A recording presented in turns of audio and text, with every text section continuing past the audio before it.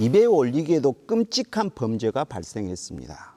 선배의 약혼녀를 성폭행하고 또 살해까지 한 순천 아파트 사건입니다.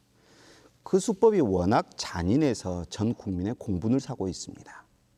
전자발찌까지 차고 있던 성범죄자가 어떻게 또 동일한 범죄를 저지를 수 있었는지, 경찰에서는 도대체 성범죄자 관리를 어떻게 하고 있는 것인지 참 불안합니다. 조 기자, 살기 좋다고 정평이 나 있는 순천입니다. 이 순천에서 이 흉악한 범죄가 발생했습니다. 사건 내용 정리해 주시기 바랍니다.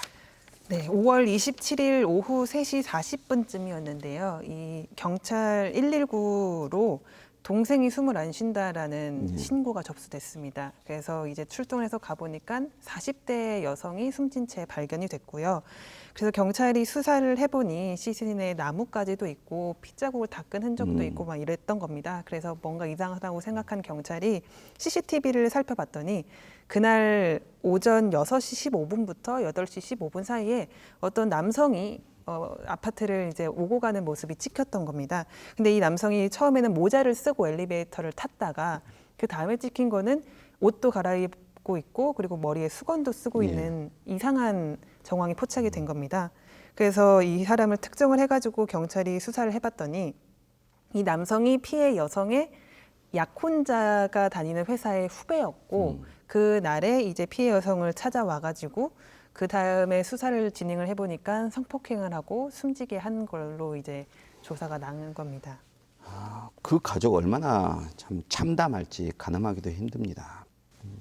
이 사건에서 특히 안타까운 것은 미리 방지할 수 있는 그런 계기 혹은 미리 방지할 수 있는 어떤 장치가 있었다는 대목입니다. 그러니까 그 이른바 화학적 거세에 관련된 이야기인데요. 검찰은 가해자가 수차례 성범죄 전력이 있다. 그래서 화학적 거세가 필요하다는 요청을 했었고, 그런데 법원이 이를 기각했다고 합니다. 이 내용은 어떤 내용입니까? 그 피의자 남성은 성폭력 전과 3범입니다. 예. 2001년, 2007년에 강간 상해죄로 징역형을 살았고요. 그리고 2013년 2월에도 경남 거제에서 성폭력 범죄를 저질러가지고 5년의 실형을 선고를 받았습니다.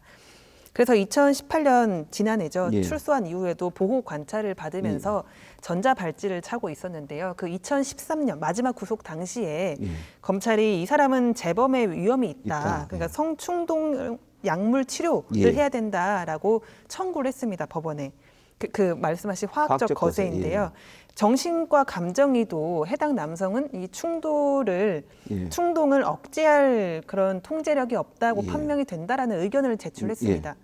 근데 법원은 재범의 우려가 있다고 지금 제출된 증거만으로는 재범의 우려가 있다고 판단하기 어렵다면서 이 치료 명령 청구를 기각을 했습니다. 범죄자의 인권 문제인 것 같아요. 그런 것 같습니다. 네. 예.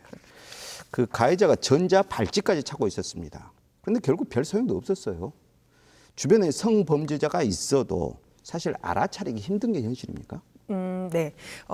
일단은 전자발찌를 차잖아요. 근데 이 전자발찌라는 걸 이 사람이 차고 있다는 거를 사실 잘 모르는 경우가 많습니다. 그래서도 사실 안 되기도 하고요. 범죄자에도 인권이라는 게 있고 이미 징역형이라든지 실형을 받았다면은 그걸로 죄값을 치른 게 되니까요.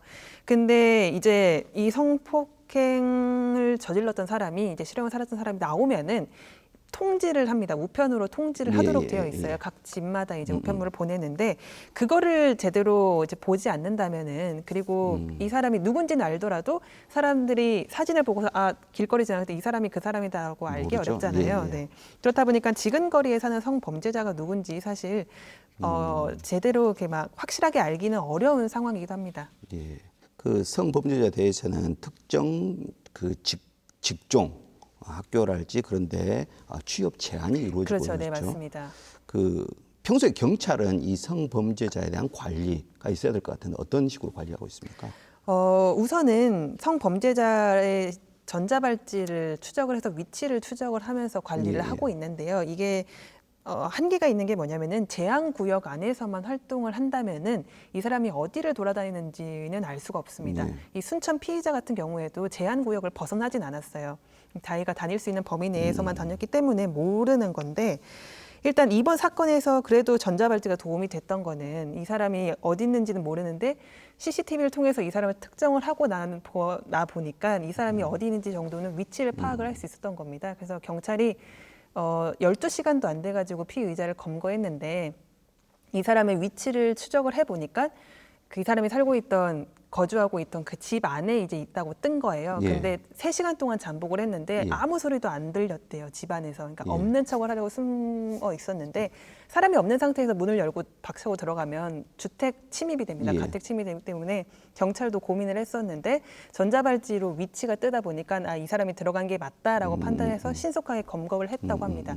그런 정도의 도움을 사실 받을 수 있지 이 사람이 어디를 하고 돌아다니는지 이런 것들을 아주 타이트하게 예. CCTV를 부착하면서 감시를 할 수 없는 실정이기 때문에요. 어느 정도의 한계가 존재하는 상황입니다. 좀 꼼꼼한 제도가 필요할 것 같습니다. 예. 그 같은 동네, 같은 마을에 우리 옆집에 성범죄자가 살고 있다면 좀 불안할 것 같아요.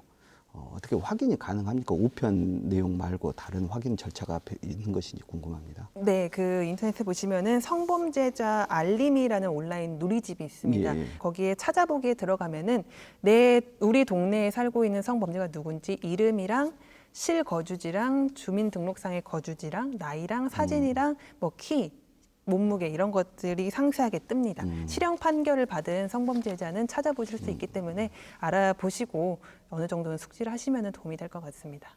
네, 감사합니다. 지금까지 조이원 기자였습니다. 다음에는 좀 더 유쾌한 뉴스로 만나 뵙기를 알겠습니다. 기대하겠습니다. 예.